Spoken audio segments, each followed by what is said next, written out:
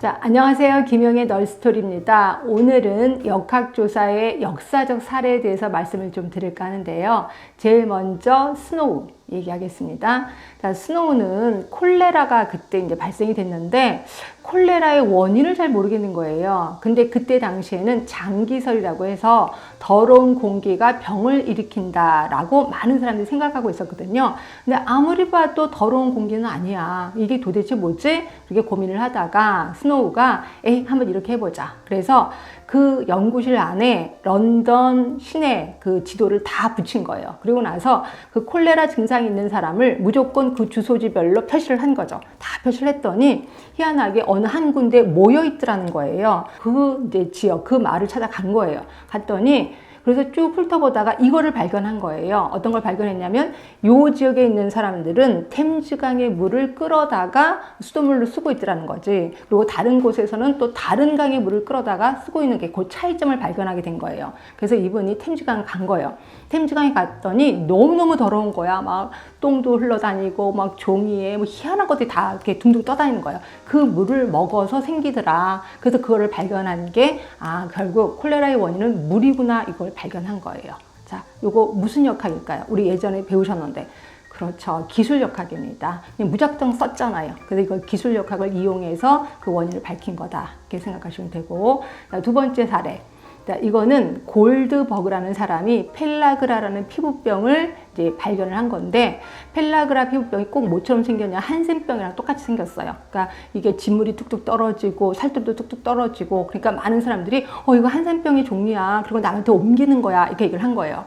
근데 이 골드버거는 아니야, 이거는 푸성기, 다시 말해서 야채만 너무 많이 먹어서 그래, 영양이 부족해서 그런 거야 라고 주장을 했는데 아무도 안 믿은 거예요. 그래서 이분이 이제 국가를 대상으로 사형수 12명을 인계를 받아요. 왜? 이 12명이 어차피 죽을 사람이잖아요. 그래서 12명을 우리 집에, 자기 집에다 놓고 야채만 먹인 거예요. 야채만 먹여서 몇 년 뒤에 드디어 펠라그라라는 피부병을 만드는 거예요. 얼마나 기분이 좋겠어요. 막 진물이 뚝뚝 떨어지니까. 그래서 이거다, 이러고 하면서 또 이거를 남한테 옮기지 않는다는 걸 입증해야 되잖아요. 그래서 뚝뚝 떨어지는 진물을 자기 잇몸에다 붙이고, 또 자기만 붙이면 안 되잖아. 자기 와이프를 불러요. 그래서 와이프 잇몸에도 막 붙여둔 거야. 그리고 옮기지 않는 거를 입증을 한 거예요. 자, 이거 무슨 역학을 이용한 걸까요?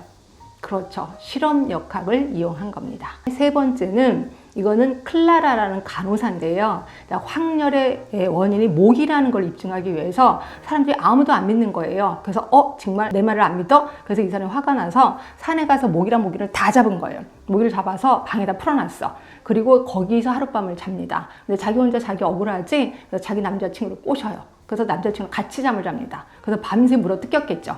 그리고 나서 둘이 황열에 걸렸어요. 얼마나 기분이 좋았을까요? 그런데 안타깝게도 남자친구는 그걸로 죽어요. 그리고 이 사람은 살아남아서 이거 봐, 모기 맞잖아 라고 입증을 한 겁니다. 자, 이거 무슨 역학? 네, 똑같습니다. 아까랑 똑같이 실험 역학이라고 보시면 돼요. 자, 네 번째는 플라밍함이라는 사람이 그 지역 주민 전체를 대상으로 실험을 한 거예요. 실험이라기보다는 역학조사를 한 거겠지. 자, 이 사람들의 일상생활을 쭉 추적조사한 거예요. 그래서 심장병의 원인을 발견했는데, 그게 제일 처음이, 제1위가 흡연이라는 거예요. 두 번째가 음주였고, 세 번째가 콜레스테롤로 판명이 된 겁니다. 자, 이거는 뭘까요? 그죠? 지역 주민 전체를 대상으로 추적조사했으니까 이게 그 유명한 코호트 연구예요. 자, 코호트 연구하면 또 생각나는 사람이 있는데, 그게 누구냐면 달가 힐이라는 사람이에요.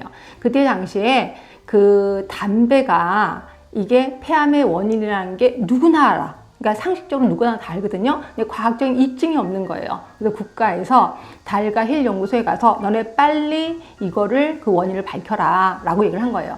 그러면 그때 당시에는 대부분 코호트 연구였는데, 코호트 연구는 일단 시간이 엄청 걸리잖아요. 근데 국가가 빨리 결론을 내려라 하니까 고민을 한 거죠. 그러다가 그때 당시에 미군들이 이제 군 생활을 하고 제대를 할 때 이게 생명보험 회사를 들게끔 돼 있었던 거예요. 그래서 이제 생명보험 회사에 간 거죠. 그래서 혹시 10년 전, 20년 전 차트를 볼 수 있느냐라고 봤더니 창고에 많다는 거야. 그래서 창고에 가서 10년 전, 20년 전에 담배를 많이 핀 사람, 담배를 안 핀 사람, 근데 이거에 전화번호를 딱 갖고 온 거예요. 그리고 나서 전화를 한 거죠. 이미 10년 전, 20년 전이니까 과거 얘기를 물어보는 거지. 과거 물어서 그때 담배를 많이 폈는데 지금은 멀쩡하십니까? 라고 물어본 거예요. 그랬더니 지금 대부분 폐암에 걸려 있다는 것이 발견이 된 거죠.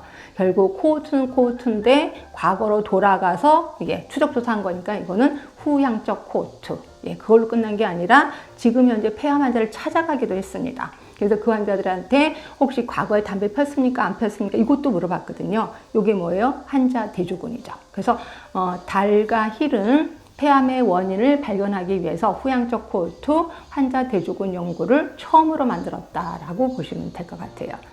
자, 우리 역사적으로 본 역학 조사 방법 확인했습니다. 도움이 되셨고 재밌었다면 구독, 좋아요, 알람 설정 부탁드리겠습니다. 지금까지 김영의 널스토리였습니다.